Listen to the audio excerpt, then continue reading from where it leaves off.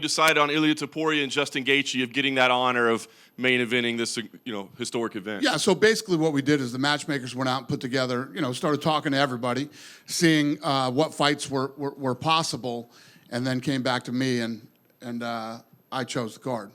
Nice.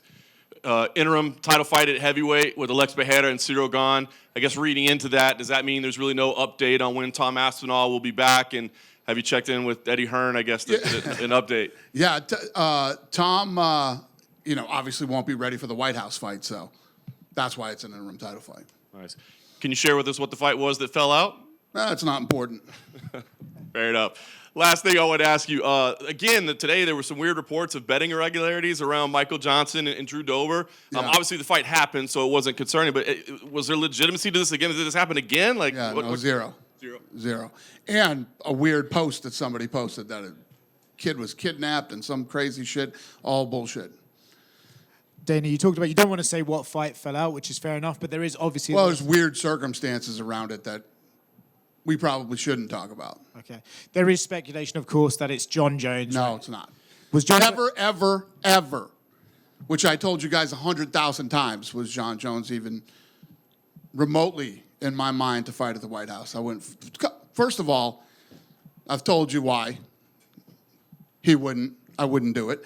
And number two, some guy with, meta glasses on filmed him talking about his hips, that his hips are so bad. And I don't know if you guys saw that flag football game where he can barely run.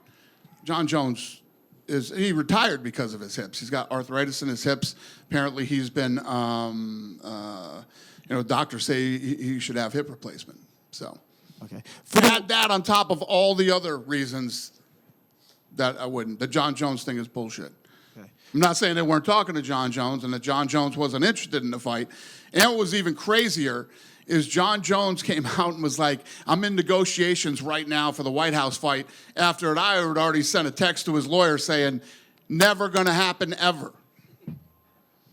Is it fair to say then Jon Jones is retired and this is the end of his time? Yes. Okay. Very fair. For the White House card, have you decided yet? Is it still in the works? How much is Paramount Plus? If there's CBS portions, what are we looking at for the broadcast itself? Well, we got a lot of the logistics done. We went out there and presented it to the president and his team, and now we'll get into all of that stuff.